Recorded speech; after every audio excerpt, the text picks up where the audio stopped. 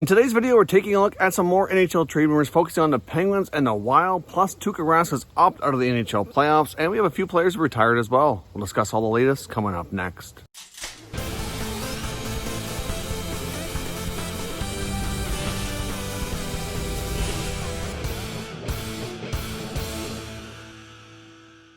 So welcome back to another video here at Top Shelf Hockey. As I mentioned today, we're looking at some trade rumors as well as some retirements, and Tuuka Rask is no longer with the Bruins. Now, of course, as you can tell today, we're recording on location. As many of you who are following the channel are aware, I'm away from my studio right now, having a little getaway, a little family vacation. So we're visiting beautiful Nova Scotia. So I just found a spot here outside the hotel with a little bit of decent light and privacy to try to film this video. So of course, as we know, Dan Hamhuis, of course, longtime NHL defenseman, played with a variety of teams, finished up with the Predators, announced he is now officially retired, as well as defenseman Mike Green, who of course played a long time at the Capitals, Red Wings, and then finished up with the Edmonton Oilers. So of course, both those guys will not be returning to the NHL. Had pretty solid careers, nothing to be ashamed of, and obviously they all got to come to an end at some point, so they've announced their retirement. Now, we also saw Bruins goalie Tuuka Rask, which is a little bit of a surprise to a degree, opt out of the NHL playoffs and decide to head home to be with his family.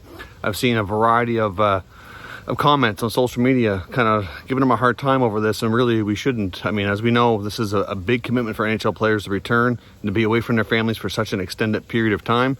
It's a big deal. We saw an interview with Rask a few days ago talking about how he didn't expect much. It didn't seem the same atmosphere, and I kind of had some concerns over his, whether his heart was in it, I guess you could say, or how he was feeling about things at that point. So for him to then turn around and opt out wasn't a huge shocker, but I know, like I said, I've seen all kinds of people on social media kind of berating him. Mike Milbury on NBC didn't have some kind things to say, and it's none of our business at the end of the day. This is a big deal. To be away from your kids and your wife and your family for so long is not easy. It's not for everyone. Family should always come first. And it sounds like the Bruins fully support his decision. So hopefully there's no longer term, ramifications, anybody, not feeling he's committed or anything. But really we should all support that decision and really shouldn't have anything bad to say about it. Now, when it comes to the trade rumors we're talking about today, looking at the Pittsburgh Penguins first up. Now, in regards to the Penguins information we're discussing today, it comes from The Athletic and reports from Josh Yeo and Rob Rossi discussing some changes we might see out of the Penguins organization this season. Of course, some of this we kind of touched on before, but it's coming up again, so there might be more to it. They really do firmly believe that there's a pretty good chance that Jim Rutherford tries to move defenseman Chris Letang. Obviously, he does have a form of a no trade, but there's still a lot of teams that would be able to be traded to without waiving, and they feel he has a lot of value as well, given where he's at, and he's had a strong career. But I mean, his health concerns and his long-term injury report that's going to be really, really long, it might scare off some teams. But he still has a little bit of term on his contract, fair bit of money. Maybe they could retain it a little bit. I don't know. But to me, if I'm Pittsburgh, I'm probably not moving Letang. I don't really think he's part of the problem on the blue line.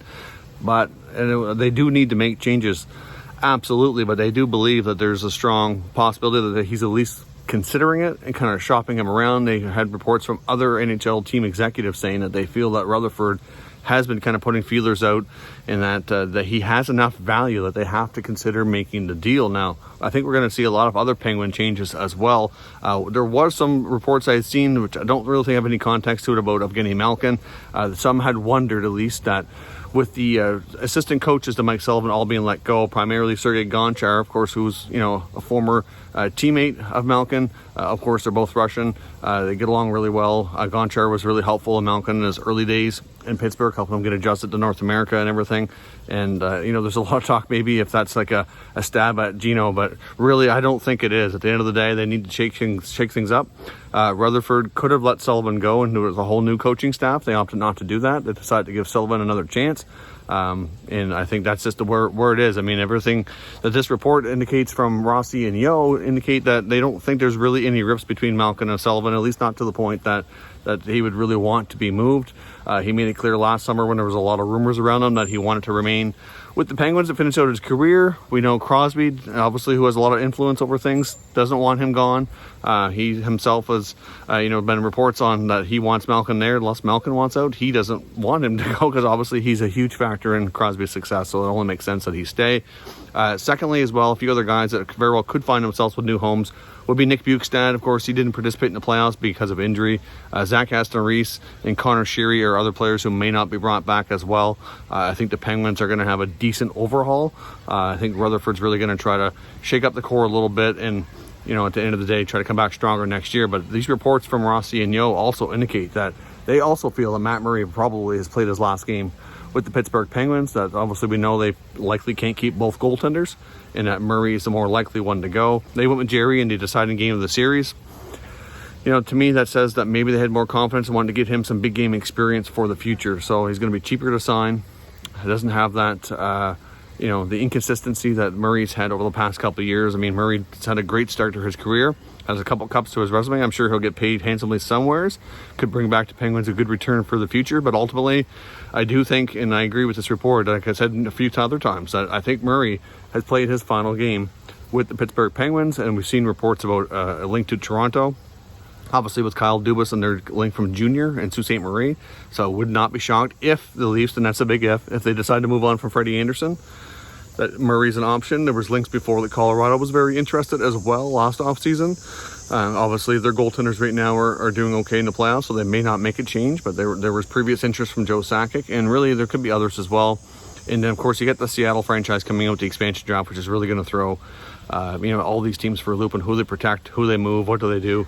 And the Penguins, I think, are going to look very different next year. I think most of their core will be the same. But, at the end of the day, the only core member that really seems to be having rumors swirling around him is Letang. Everybody else seems to be coming back, except for the supporting pieces, I guess you could say, and maybe Murray. So let me know what moves you think the Penguins are going to make, what's realistic. And for Chris Letang, like I said, I'm not really sure that this is really all that close to happening. But if he were to be moved, give me some mock trades on where you think he could go and what would a fair return be for the longtime veteran D-man. Now, as I mentioned, we're going to look at the Minnesota Wild here as well. I do expect GM Bill Guerin to make some significant changes this year, kind of leave his mark on this roster. Latest reports from Michael Russo of The Athletic indicate that we could have a defenseman moved, whether it be Brodin or Dumba, in an attempt to get that top two center that they're so desperately needing, or maybe one of those defensemen along with something else bundled in to try to make that happen.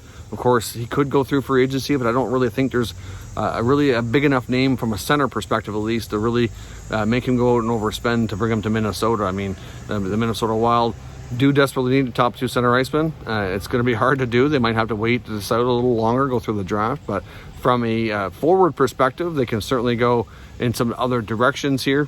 And obviously they have the expansion draft coming up as well, and we know that the Wild would be at extreme high risk to lose a defenseman. So like I said, I've mentioned before, it might make sense, as much as they don't want to move a Dumba or a Brodin, it might make sense for them to move one to get that, especially if they can bring back a top center, and then they can kind of level out who they protect in the expansion draft. Might make a lot of sense, but I guess we'll see. I know there's been previously linked to a lot of Matt Dumba trade talk before. I know there was some talk around Brodin before the previous expansion draft with Vegas, but of course nothing materialized. They really wanted to protect him and keep him, which I understand. I wouldn't want to move either of these guys. They're both young and very solid defensemen. They have Ryan Suter and Jared Spurgeon, both good defensemen as well, both a little older, tied to long-term deals, which might kind of force their hand. And Guerin just signed Spurgeon. He did that contract, so I don't see that being an option for him. And Suter's been there so long with such a long-term contract, I don't really sure that that's movable or that they'd want to either. I mean, it probably would be movable to some degree, but Ryan Suter, even though it's a long-term deal with a lot of money, at least he's played higher, at a higher level for a more consistent period of time than Parise has. Parise's battled so many injuries that unfortunately that's been a big blow to his career as he arrived in Minnesota. But the other big option there in Minnesota too is Devin Dubnyk and Alex Stalock. Did both of them come back? I know Guerin was very critical of the goaltending, saying they really needed to be better. And in Dubnyk's case especially, there's a lot of talk where he didn't play. You really seen the action in the playoffs that he could be on his way out. He's only got 1 year left on his contract. It's not a ton of money. They could either go down the route of a trade or a buyout real easy. Do they bring up Kakkonen, or do they go to the free agent or trade market, try to acquire another goalie? I mean, Kakkonen's a really solid prospect goalie. I'm not sure if he's really NHL ready or not. Probably would be good if they brought in a veteran to work with him. Alex Stalock's not a bad 2-3 option too. I mean, he did okay in the playoffs. I mean, Stalock could push Kakkonen, push him for some playing time, and maybe they end up moving one of them later on, like Stalock, for example. But hard to say. But either way, I think there's going to be a big change in Minnesota with Devin Dubnyk being a real strong possibility, and maybe a defenseman going out as well if they can find that trade for the top center that they so desperately need. But again, it's not going to be easy. So, I mean, I'm not sure we're going to see a trade, but at the same time, like I said, they have to be worried of the expansion draft. We're going to see a lot of moves this offseason and throughout the season that are expansion draft implications related here, trying to protect as much of their roster as they can and try to jig things around so they can best protect their players from losing somebody to the Seattle Kraken. So, of course, that's our talk for today. Let me know your thoughts down in the comments, what trades you think we're going to see. Of course, we're going to have another busy day of NHL playoff action, so let me know your thoughts on the playoff games down in the comments here as well. And if you're new to the channel, consider subscribing and turning on your notifications so you don't miss any future content, and give this video a thumbs up if you enjoyed it. I'd appreciate it if you did. As always, thank you for watching, and I'll catch you next time.